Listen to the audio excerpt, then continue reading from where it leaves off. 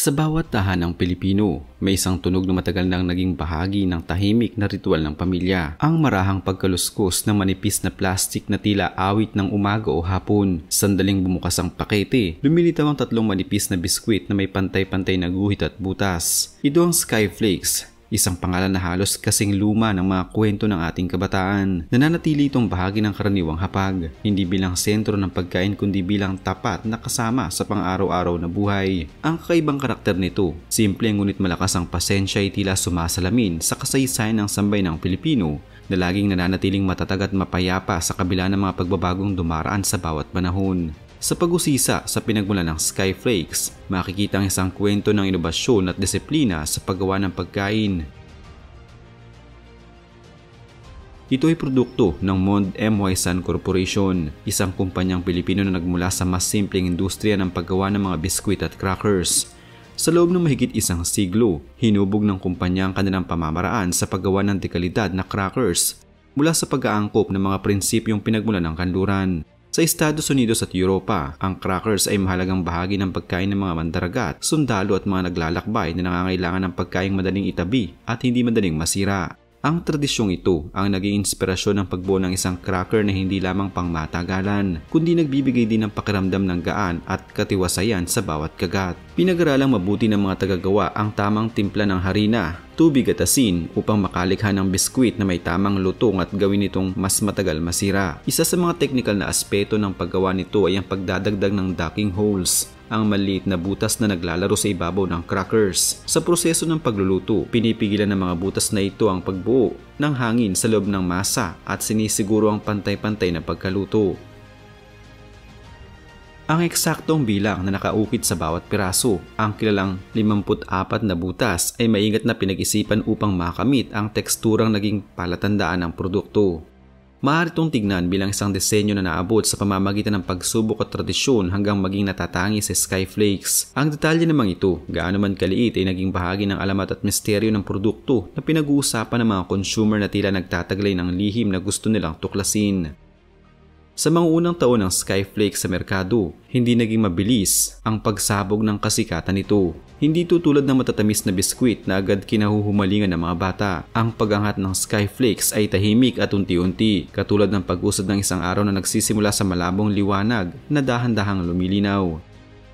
Sa bawat tahanan kung saan may simpleng almusal, sa bawat opisina kung saan kailangan ng meriendang hindi magulo at sa bawat baon ng estudyanteng naghahanap ng praktikal na pagkain, dahan-dahang pumosisyon ang Skyflakes bilang isa sa mga pinakamaasahang pagkain. Sa panahong ang marami ay naghahanap ng pagkain na abot kaya, hindi madaling masira at madaling bitbitin, naging napakahalagang kasapi ng pang-araw-araw na buhay ang cracker na ito. Habang tumatagal, naging bahagi rin ito ng iba't ibang ritual na pagkain sa kulturang Pilipino. Kung minsan, ito ay kasama sa sopas, tuwing malamig ang panahon o tuwing may batang may sakit na gustong pakalmahin ng isang mainit na sabaw. Sa ibang pagkakataon, ito ay tinutunaw sa gatas para sa mga batang hirap kumain. May mga gumagawa ng improvised sandwich gamit ang mantikilya, margarina, peanut butter o tsokong palaman na nagdadala ng sari-saring alaala sa paglaki ng maraming henerasyon. Sa mga simpleng pagtitipon, hindi nawawala ang Skyflakes bilang pampahaba ng oras habang naghihintay ng hapunan o habang nagkakape ang matatanda. Ang kakaibang presensyang ito ang nagbigay sa produkto ng isang lugar sa puso ng sambayanan. Hindi dahil sa pagiging grande nito, kundi dahil sa pagiging kapaki-pakinabang sa mga sandaling hindi kailangan ng komplikasyon. Sa pagpasok ng dekada 90 at early 2000s, nagsimulang lumawak ang saklaw ng Skyflakes. Naging karaniwan itong makita hindi lamang sa mga pamilihan kundi pati na rin sa mga overseas Filipino stores sa buong mundo. Sa mga OFW na naghahanap ng lasa ng bahay, naging simbolo ito ng tahanan na madaling makuha, madaling itabi at hindi masyadong mabigat dalhin sa malalayong lugar. Kapag may padala mula sa Pilipinas, madalas ay kasamang ilang kahon ng Skyflakes na tila nagsisilbing tulay sa kanilang pagkauhaw sa pamilyar na lasa. Sa ganitong paraan, ang Skyflakes ay naging bahagi ng mas malawak na diaspora, nagiging representasyon ng isang kultura kahit sa malalayong kontinente. Sa paglipas ng panahon, may mga kontrobersiyang dumanas ang tatak na karaniwan namang kasunod ng anumang produktong may malaking impluwensya sa merkado. May mga umusbong na usapan sa mga social media tungkol sa mga pagbabago umano sa lasa. May mga nagsasabing naging mas maalat, may iba namang nagsasabing naging mas banayad. May mga nagrereklamo tungkol sa packaging na tila mas mabilis mapunit o mas manipis kaysa dati. Ang iba naman ay nagtataka kung bakit tila mas manipis o ibang texture ng crackers kaysa noong mga nakaraang taon. Ang mga ganitong diskurso ay bahagi ng buhay ng isang produktong malalim ang ugat sa kultura. Sa bawat pagbabago, tunay na nangyayari o haka-haka lamang. Nagkaroon ito ng emosyonal na epekto sa mga consumers. Sa gitna ng mga kontrobersiya, lumawak din ang kompetisyon. Marami nang naglabasang bagong crackers sa merkado, parehong lokal at imported.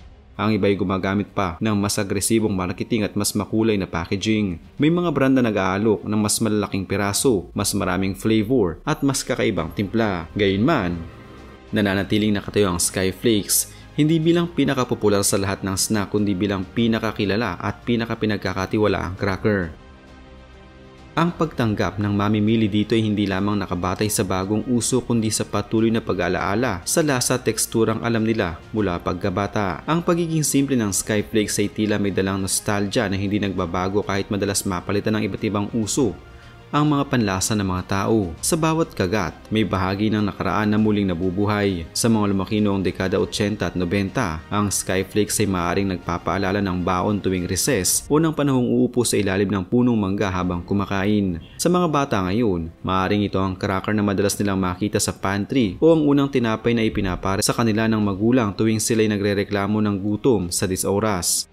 Habang nagbabago ang panahon, nananatili ang lasa nito. Isang uri ng konsistensyang madalang matagpuan sa mabilis na takbo ng modernong panahon. Sa kasalukuyang merkado, patuloy na hinahawakan ng Skyflakes ang malaking bahagi ng industriya ng crackers. Hindi nito kailangang humabol sa mga snack trends gaya ng flavored chips at viral imported snacks dahil may sariling pwesto ito, isang staple. Ang tatak ay naglabas na rin ng iba't ibang variant upang makasabay sa panahon tulad ng garlic crackers, onion and chives, at maging chocolate-coated bites. Ngunit nananatiling pinakasikat pa rin ang orihinal na bersyon. Sa mga supermarket shelves na puno ng makukulay na kahon, ang Skyflakes ay nananatiling may presensyang mapayapa ngunit malakas, tulad ng isang lumang kaibigan na hindi kailanman lumayo. Ang pagiging pangunahing produkto nito ay hindi lamang resulta ng komersyal na tagumpay kundi ng emosyonal na koneksyon sa mga consumers. Sa kabuuan, ang Skyflakes ay naging bahagi ng pang-araw-araw ng buhay at ang pinanggagalingan ng kalakasan nito sa merkado ay ang kakayahang maghatid ng pamilyar na lasa at pakiramdam ng tahanan. Sa paglalapat ng nostalgia sa kabuuang pag-unawa sa Skyflakes, lumilitaw na hindi lamang ito pagkain kundi simbolo ng paglalakbay ng Pilipino. Ito'y bahagi ng mga alaalang bumabalik tuwing ang isang tao ay malulumbay, nagugutom o naghahanap ng munting sandaling pahinga sa gitna ng abalang buhay. Ang mga maninipis na guhit at butas nito ay tila sumisimbolo sa mga bakas ng nakaraan. Maliit, may hinahon ngunit hindi kailanman nawawala. Sa pagtatapos, ang Skyflakes ay nananatili bilang isang payak, ngunit makapangyarihang paalala ng nakaraan. Sa bawat pag-init ng sopas at pagdukot ng isang pakete sa supo, tila may bumabalik na lumang liwanag.